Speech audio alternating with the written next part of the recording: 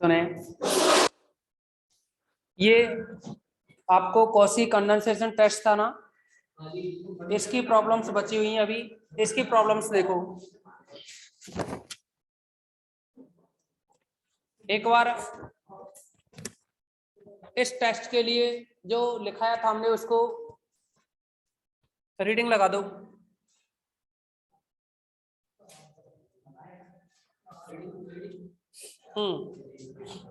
पढ़ो जल्दी, उसको पढ़ लो पहले, इसके बाद ही समझ में आएगा ये टेस्ट।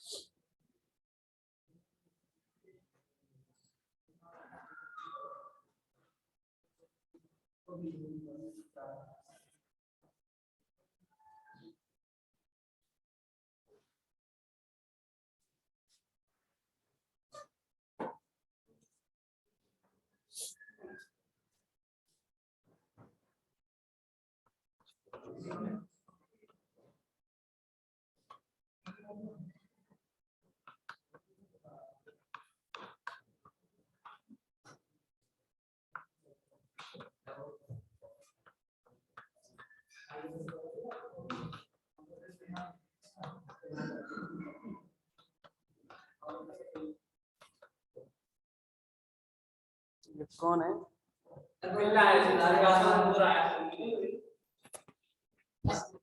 सुनिए अब इसमें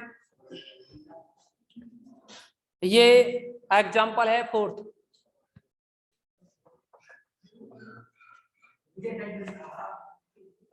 एग्जाम्पल 4 है ये टेस्ट जो बताया। इस टेस्ट में हमने बताया आपके लिए कि जो सीरीज है वो डिक्रीज हो, यानी जैसे जैसे आप आगे बढ़ते जाओगे वैसे वैसे क्या होगा, ये जो टर्म्स है ना वो लेस देन होती जाएंगी। जैसे देखना nth टर्म क्या है, nth term log n upon log n square upon n square है ना।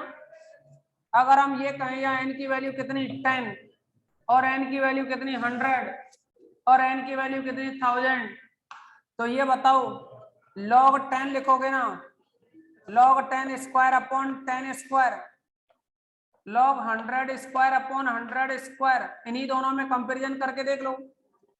log 1 क्या होता, log 10 क्या होता है 1, और 1 का स्क्वायर भी 1 रहेगा, और ये क्या 10 स्क्वायर यानी 100, और इधर log 100 कितना होता है 2, और log 2 का स्क्वायर यानी log 100 2 होता है, 2 का स्क्वायर 4 अपॉन में कितना बनेगा, ये था 100 का सॉरी n है ना ये। अच्छा 10 रखा है तो 10 स्क्वायर आया, 100 रख रहे थे n को तो 100 स्क्वायर आया, इतना ही तो बना। अब बताओ ये बड़ी है या ये वाली, दूसरी वाली छोटी है ना। तो यही तो इस टेस्ट में लिखाया हमने कि ये क्या डिक्रीज हो रही हो, तो डिक्रीज हो रही हो तभी लगाओगे ये टेस्ट, अदरवाइज बिल्कुल नहीं लगेगा। अब देखो इसमें भी क्या बताया था, ये जो आपने nth टर्म लिखी है ना, इसको un ना कह करके इसको fn कहेंगे। क्या कहेंगे? fn। ये fn हो गया ना। अब समझो इसमें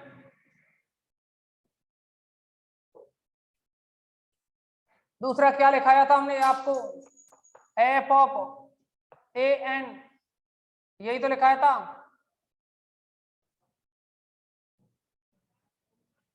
n एक ही नहीं,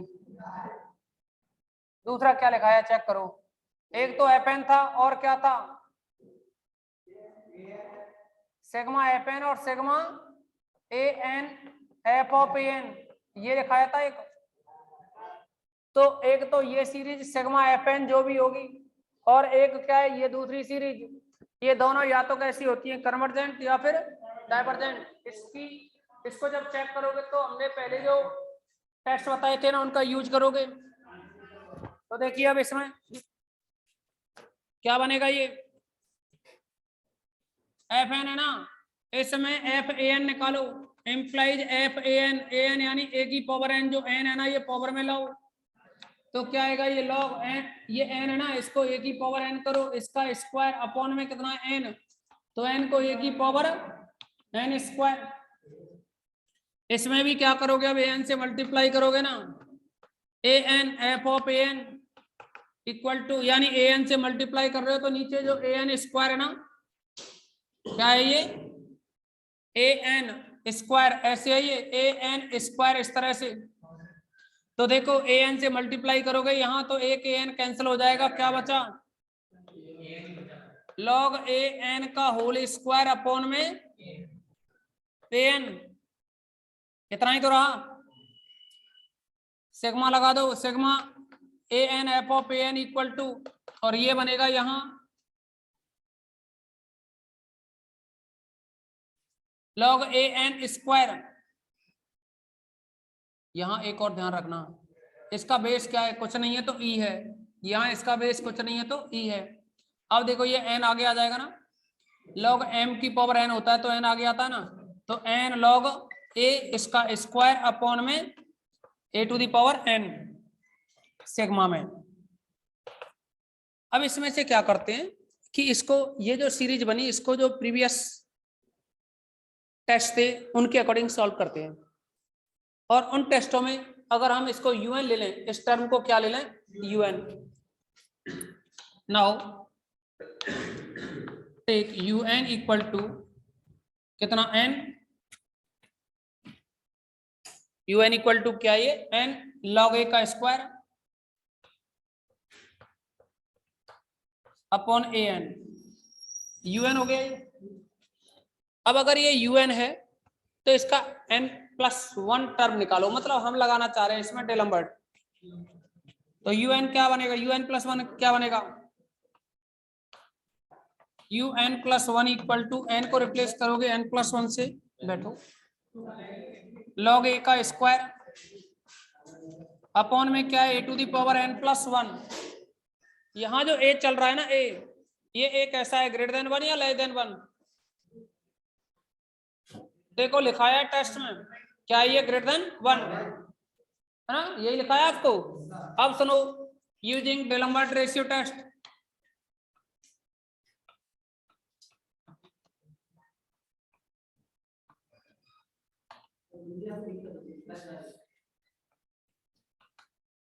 क्या आएगा ये un अपॉन un+1 लिखोगे ना, क्या आएगा un अपॉन un+1। देखो समझना, log a का स्क्वायर, log a का स्क्वायर जैसे ही डिवाइड करोगे कैंसिल होगा ना, या तो एक बार लिख लो बाद में कैंसिल कर लेते हैं, n log a square upon में क्या है a to the power n, into में कितना ये डिवाइड करोगे इससे तो ये a to the power n+1 कहाँ होगा ऊपर, अपॉन में क्या आएगा ये n+1 और log a की पावर 2। अच्छा log a से log a कैंसिल हो जाएगा ना, a की पावर n से ये पावर कैंसिल हो गई, क्या आ रहा ऊपर n स्क्वायर और नीचे क्या है n+1 स्क्वायर, और कितना ऊपर a। अब आप इसमें लिमिट लगाओ, limit n tends to infinite un upon un+1 equal to limit n tends to infinite, नीचे से n कॉमन लेंगे तो n स्क्वायर बन के निकलेगा, n स्क्वायर से n स्क्वायर कैंसिल हो जाएगा, ऊपर क्या रहा a रहा, अपॉन में कितना है 1+1/n का होल स्क्वायर, लिमिट लगाओ ऊपर a नीचे क्या आया 1+0 स्क्वायर इक्वल टू a कैसा है greater than 1, a greater than 1 है तो सीरीज कैसी हुई कन्वर्जेंट, देन fn जो सीरीज है वो कैसी हुई कन्वर्जेंट, या ऐसे लिख दो then series is convergent, note कीजिए।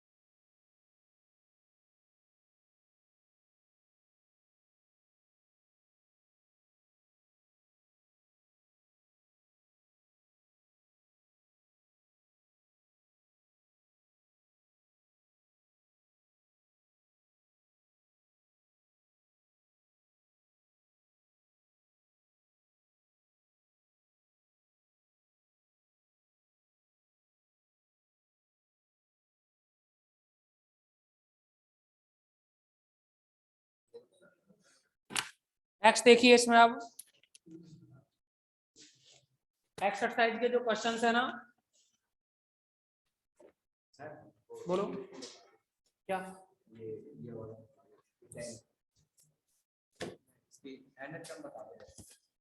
कौन सी एक्सरसाइज का है मुझे डालनी है ना ऊपर।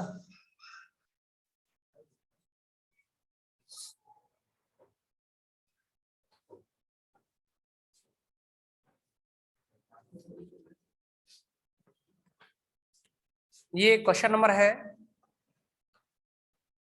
ई हुई ना 10th ई, इसका क्वेश्चन नंबर 10th ई है, इसका क्वेश्चन नंबर 10th है। इसमें दे रखा है ये 3/4 x/5 plus 3 6/4 7 x² 8 plus 3 6 9 upon में 4 7 11 इंटू में x³ 11 प्लस, ये कुछ इस तरह से दे रखी है सीरीज, ठीक है ना। सीरीज कुछ इस तरह से, तो इसमें आप UN NH तक निकालो।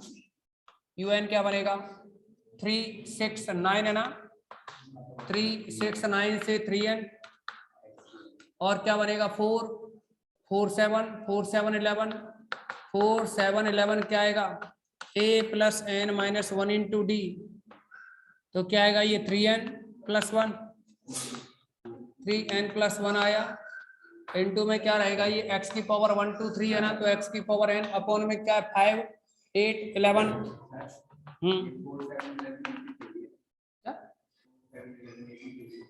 नहीं नहीं, इसको देखो एक बार क्या है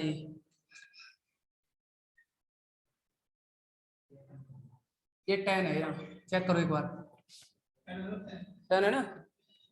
हाँ देखना इसके अकॉर्डिंग क्या आएगा a plus N minus 1 into D, D क्या है 8 - 5 3 आएगा ना, 3n प्लस 2 बनाना ये, तो क्या आएगा यहाँ 3n प्लस 2, बोलो हो गया ना UN। ठीक है तो अब कर लेना ना, बता देना फिर भी ना हो तो। और किसका nth टर्म पूछना है बताओ। अभी जो 2-3 स्टूडेंट नए हैं ना, सुनो नया टॉपिक स्टार्ट करेंगे, ये एंड चल रहा है इसका, लास्ट है बस ये आज कंप्लीट है, तो जो नया टॉपिक चलेगा ना वहां से आपकी समझ में आएगा अच्छे से, ठीक है ना।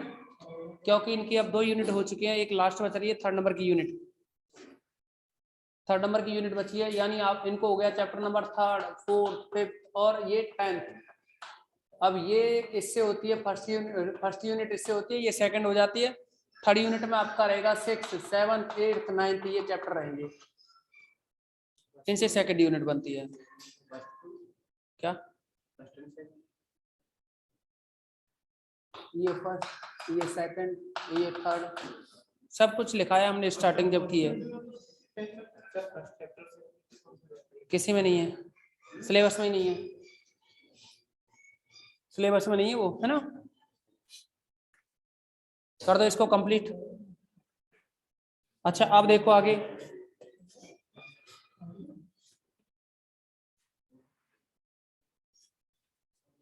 नेक्स्ट क्या कराना है,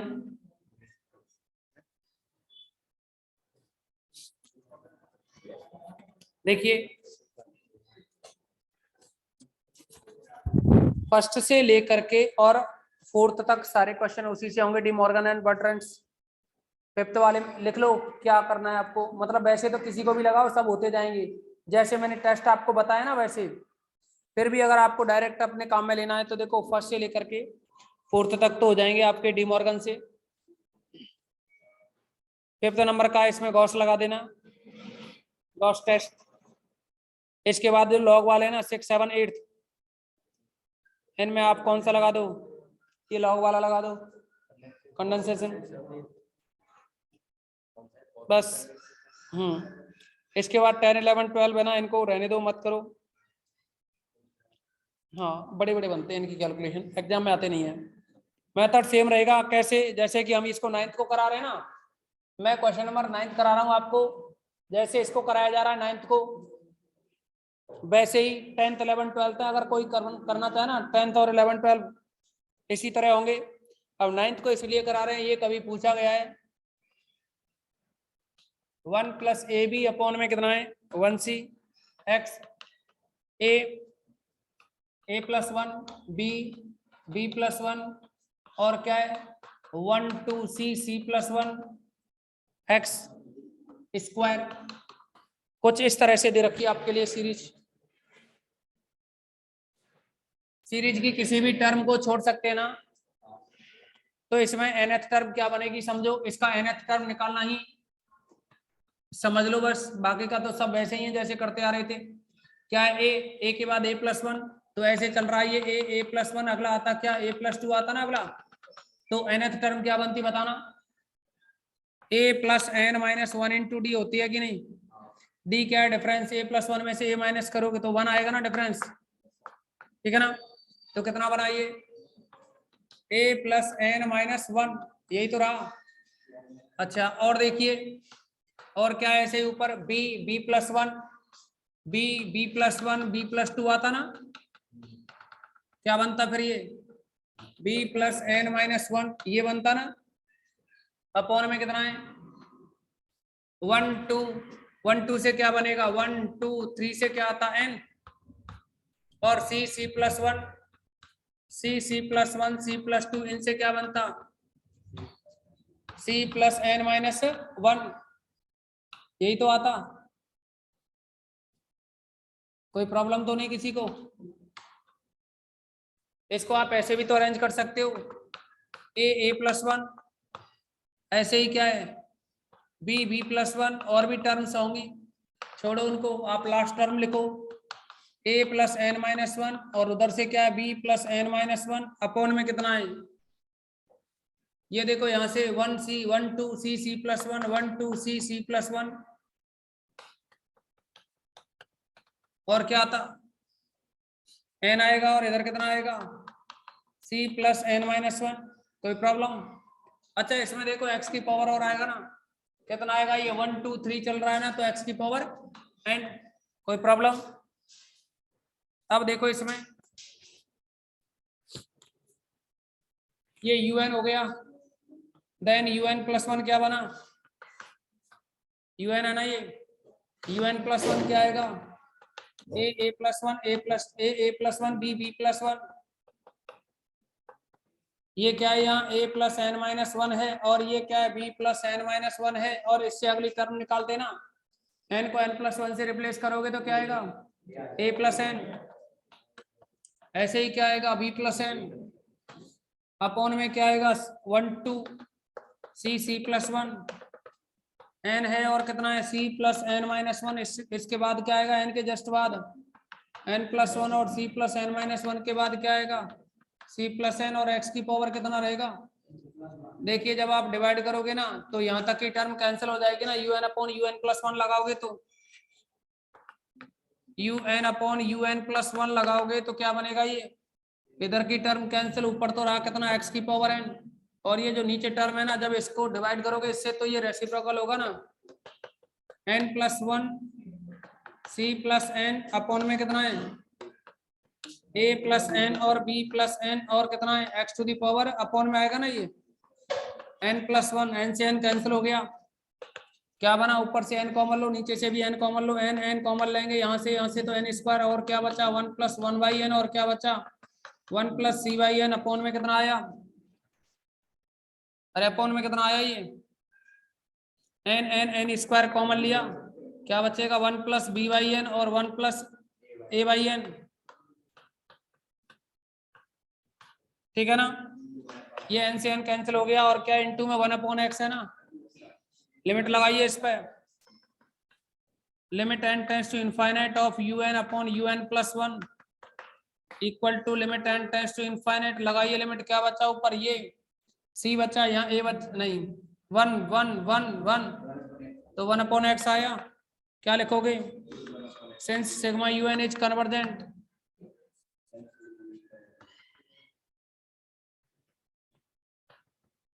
if 1 upon x greater than 1 implies x less than 1, sigma un is divergent, if 1 upon x less than 1 implies x greater than 1, test fail होगा ना कब x equal to 1, test fail.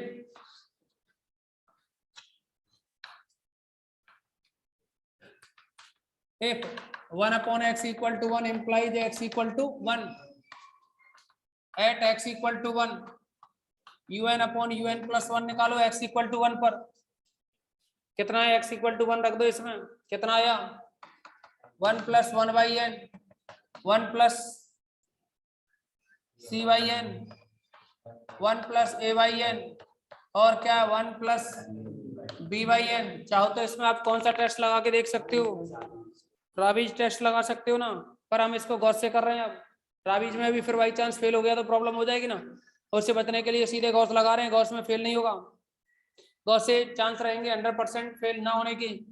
तो देखो इसको क्या लिख सकते हो 1 plus 1 by n, 1 plus c by n, 1 plus a by n inverse और कितना 1 plus b by n inverse. ठीक है ना, कितना बनाइए un अपॉन un प्लस 1, इन दोनों के मल्टीप्लाई करो क्या आएगा, या फिर अभी और सॉल्व कर लो 1 plus C by N, 1 plus 1 by N, 1 plus C by N. इसका इनवर्स खोलोगे तो क्या आएगा, बस एक डिजिट तक ही खोल लो, और भी टर्म्स होंगी छोड़ो, और इसको क्या 1 माइनस का बी बाई एन और भी टर्म्स होंगी उनको भी छोड़ो,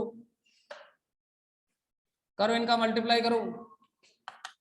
क्या आया ये U N upon U N plus 1 equal to, करो मल्टीप्लाई 1 का करोगे तो क्या आएगा 1 plus C by N plus का 1 बाई एन और कितना रहेगा सी बाई एन स्क्वायर, और क्या बनेगा देखो इधर इनका मल्टीप्लाई करो 1 माइनस का ए बाई एन माइनस का b by n minus minus plus का a b by n square, और मल्टीप्लाई करो इसको।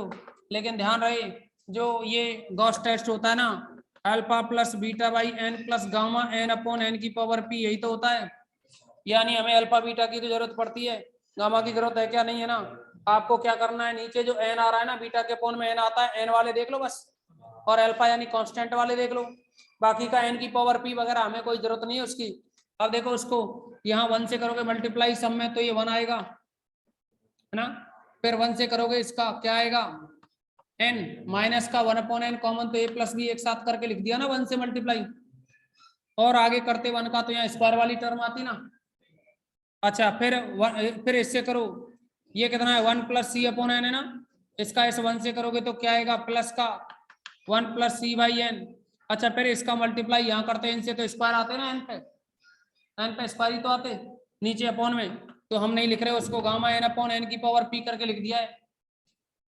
और क्या बनाइए 1, इन दोनों में से एन को कॉमन ले लीजिएगा, प्लस का 1 बाई एन, क्या बचा फिर ये बचा 1 plus c minus a minus b, 1 plus c minus a minus b, upon में कितना है अपॉन में एन, और कितना है plus gamma N upon N की power p, which is a form of this. यहां देखना इसमें क्या बना, सिंस अल्फा इक्वल टू क्या 1, बीटा इक्वल टू क्या, ये बीटा की वैल्यू हो गई ना कितनी 1 plus c minus a minus b, क्या लिखोगे since sigma u n is convergent. अरे नहीं पता क्या कन्वर्जेंट कब होगी, बीटा ग्रेटर देन 1 पर, अल्फा तो 1 है ना, तो इस कंडीशन में क्या बीटा को देखते हैं बीटा ग्रेटर देन 1, यानी क्या आएगा 1 plus c minus a minus b greater than 1, 1 से 1 कैंसिल हो जाएगा ना। अरे 1 से 1 कैंसिल हो गया तो सी को लेफ्ट में रखो, ए बी को राइट में ले जाओ, ए प्लस बी, और क्या है sigma u n is divergent if beta less than equal 1, यानी 1 plus c minus a minus b less than equal 1, 1 से 1 कैंसिल होगा तो यहाँ क्या आया फिर सी लेस देन इक्वल ए प्लस बी। ये रहा इसका सॉल्यूशन, नोट कीजिएगा, कोई डाउट्स हो तो पूछें।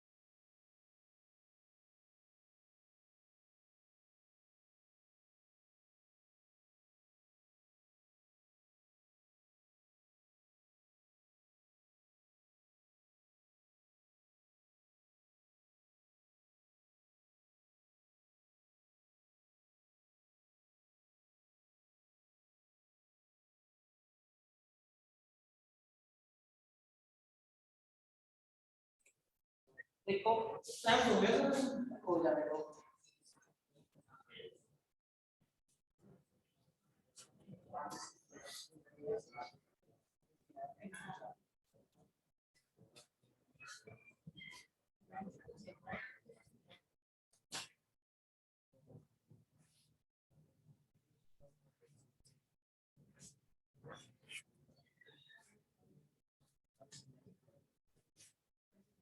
एक एनवलप होता है, एनवलप सुनो इधर ध्यान दो, आपकी ये यूनिट रहेगी अब थर्ड, कोई डाउट है उसमें पूछ लेना, बता देंगे, ठीक है ना।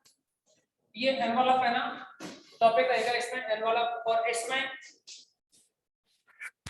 देखिए इस यूनिट में 4 टॉपिक है, एक तो रहेगा एनवलप, दूसरा रहेगा मैक्सिमम मिनिमम, जो 12th क्लास में पढ़ के आते हो वो 1 वेरिएबल के लिए होता है या 2 वेरिएबल के लिए पढ़ेंगे मैक्सिमम मिनिमम। थर्ड टॉपिक है इसमें एसिम्प्टोट्स, और फोर्थ टॉपिक है इसमें कर्व ट्रेसिंग। तो ये 4 टॉपिक रहेंगे इसमें। अब हम एनवलप की बात करेंगे। तो एक बात बताइए आप, जैसे हमने कोई सर्कल दे दिया, इस सर्कल पर किसी भी टेंजेंट लाइन का इक्वेशन क्या होता है, y equal to m x plus a by m x plus c होता है, एम एक्स प्लस क्या होता है, एम एक्स प्लस सी। लेकिन सर्कल के लिए क्या होता है, सर्कल के लिए सी की वैल्यू होती है ए बाई एम। एलिप्स के लिए सी की वैल्यू क्या होती है, एलिप्स के लिए सी की वैल्यू होती है square root of a square m square plus b square. Hyperbola के लिए सी की वैल्यू होती है square root of a square m square minus b square, ठीक है ना। ये सब जब आपको पढ़ाएंगे, लेकिन पढ़ाएंगे क्या है, अब आपके सिलेबस में तो ओनली पैराबोला है। हाँ अब समझो इसमें y equal to m x plus c, circle के लिए क्या है, c equal to a by m होता है, तो सर्कल के लिए ये कंडीशन बन गई, यानी सर्कल के लिए टेंजेंट लाइन का इक्वेशन ये हो गया। अब यहाँ एम एम क्या होता है, स्लोप होता है ना, एम क्या होता है, slope. y equal to m x plus c जो होता है उसमें एम स्लोप होता है, तो फिर इस सर्कल के लिए स्लोप है ना, देखो स्लोप को आप चेंज करते जाओगे ना, स्लोप को आप चेंज करते जाओगे तो कितनी टेंजेंट लाइन ड्रॉ की जा सकती है इस पर, इनफाइनाइट। तो इस पर इनफाइनाइट लाइन ड्रॉ की जा सकती है, ऐसे यहाँ इस पे इनफाइनाइट लाइन ड्रॉ की जा सकती है, इनफाइनाइट टेंजेंट लाइन ड्रॉ की जा सकती है। दूसरा देखिए, हम ये कह दें अगर ये जो लाइन है y इक्वल टू 0 है, तो ओरिजिन से पास होने वाले, समझे, ओरिजिन से पास होने वाले कितने सर्कल बनाए जा सकते हैं, बोलो, है ना, इनफाइनाइट बनाए जा सकते हैं ना। तो इसका मतलब ये जो लाइन हुई ना y equal to m x plus c होती है, तो m x plus c, c की वैल्यू क्या है सर्कल के लिए ए बाई एम, क्या होता है ए बाई एम, लेकिन यहाँ एम की वैल्यू क्या होती है, अरे ये हम लाइन लेके चल रहे हैं ना, y इक्वल टू 0 वाली लाइन रही है अब इसमें, लेकिन अगर ये y इक्वल टू 0 ना होती तो क्या होती है, ये होती है टेंजेंट लाइन। ये टेंजेंट लाइन क्या है, ये जो टेंजेंट लाइन है ना y इक्वल टू 0, यानी ये जो x एक्सिस है ये कितने भी सर्कल्स को क्या टच करेगी। तो देखो इस कंडीशन में यहाँ जो एम एक्स प्लस सी में जो एम आ रहा है ना, एम, क्योंकि एम के बदलने पर ये कितनी भी सारी लाइन मिल जाएंगी आपको, तो एम क्या कहलाता है यहाँ, पैरामीटर। एम को क्या कहते हैं, पैरामीटर। एम कांस्टेंट है, लेकिन कांस्टेंट होने के बावजूद भी ये चेंज हो रहा है, स्लोप कांस्टेंट ही तो होता है, लेकिन यहाँ अलग अलग लाइन के लिए अलग अलग स्लोप होगा, तो इस कंडीशन में इसको पैरामीटर कहेंगे।